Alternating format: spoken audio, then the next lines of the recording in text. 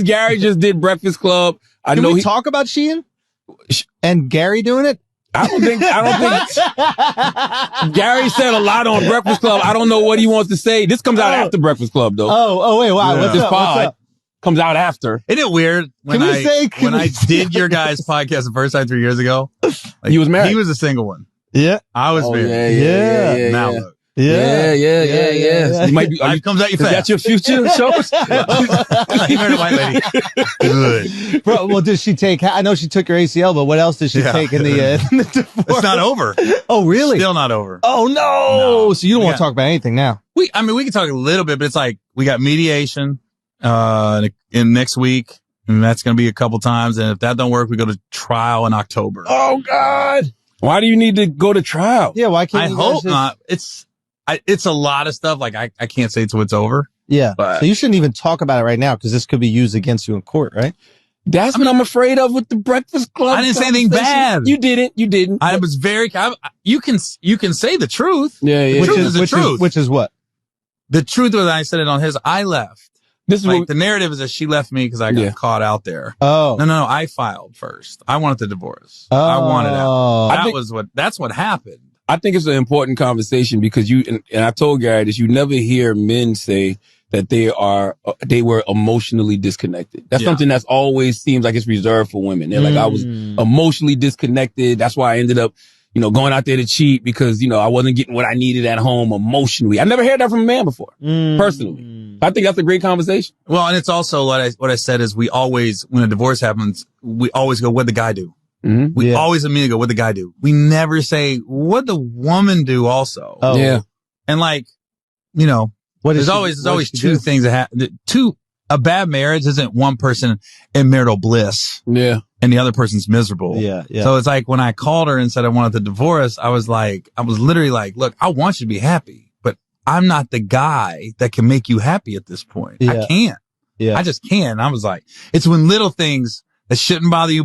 Yeah. I've heard other comedians talk about it on stage, but I was like, oh my God, it's happening to me. What was your little thing? Like what? Okay, for example, she can't get mad at this because it's me. She did nothing wrong. Yeah. She took a bite of some food one time. She goes, good. And I was like, the fuck's so good about it?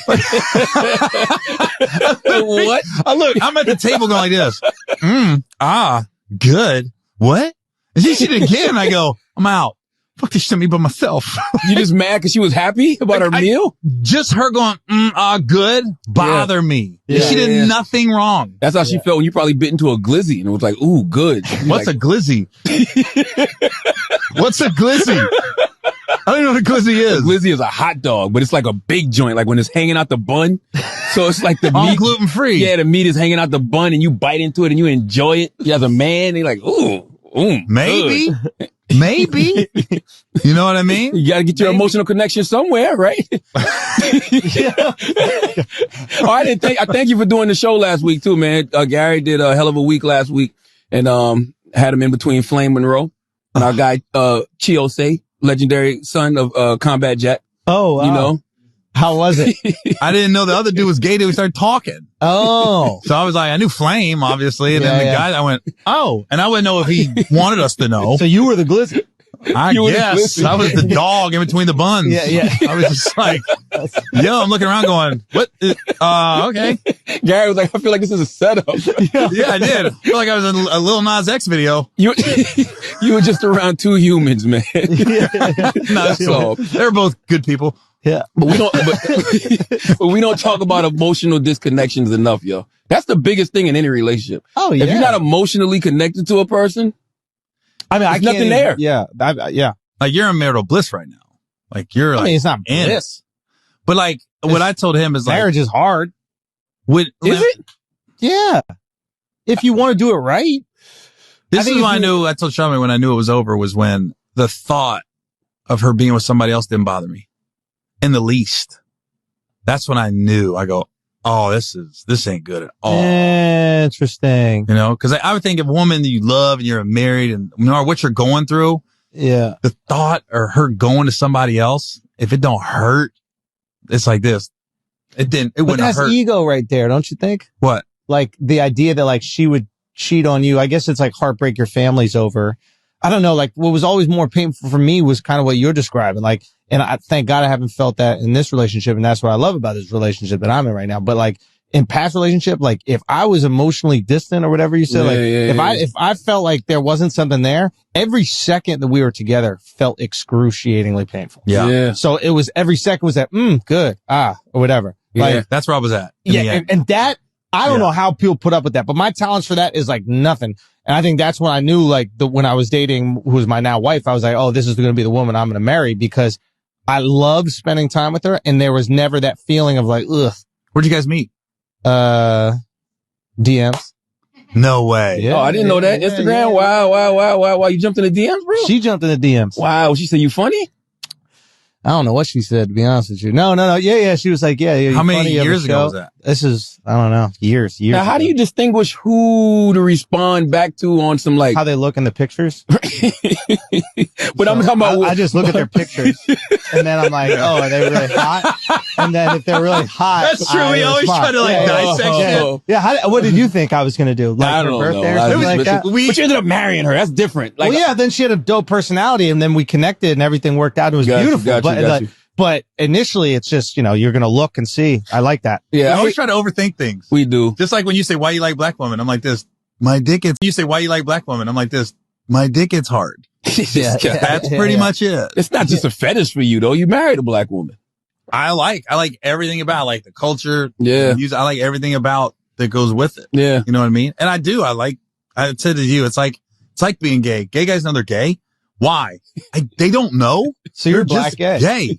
You're black woman gay. I'm not. Yeah, I'm black woman gay. I am Missy Elliott.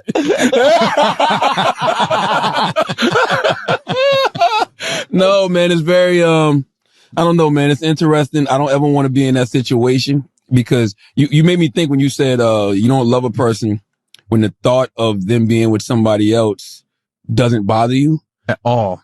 So what about swingers? That's the thing. Like, that's what I'm saying. I think some of that is ego and then some of that is, or maybe that's just how you present your relationships. But like, there are these swinger people that bond is there. They love each other so much and they're not attached to the sexual side. I could never do that shit. I can't do it I'm way either. too insecure for that. And what about the guys who I don't even like when my girl laugh at other motherfuckers. You know what I mean? Like, yeah, right. Though. Some motherfuckers are funny. Gay guys, sure. She laughed at this straight guy's joke that's similar to my joke. Andrew keeps firing his openers. Yeah. What's wrong? How fuck your wife's laughing at you? You show up to the show when I get on stage. You sit down in the green room with me until I go up. I don't need you chuckling at these motherfuckers. So what about guys who like to see their women get fucked by other guys? Cuckolds. There you go. I'm not in that world. That's what I'm saying. Like, I'm not in that world at all. Will you enjoy watching another dude blow your girl's back out, basically? Yeah. No, I'm not in that world. So I guess it's about your preference, I guess, or what you I think into? those guys have some like trauma that they're probably dealing with and, they don't got enough dick. So being that they don't have enough dick, they don't mind bringing in somebody else to provide what they don't have. Mm-mm. Yeah, I think that my wife good. Yeah, my wife doesn't need that. You know what I mean? Does your wife like, even if your wife was like, I wish you had a little more dick, you'd be like, no, you don't. Nigga, please don't ever. I said, nigga, I called you. Please don't ever, women, please don't ever tell your man no shit like that. God damn. I wish you had a little bit more dick. It's over. I'm getting divorced. Bro. Yeah, that's true. I don't want to hear that shit. There's nothing. I can never have a Thanks, Charlamagne. That's exactly what she's going to say now. What? I'm like this. I told him he didn't have enough dick. Bro.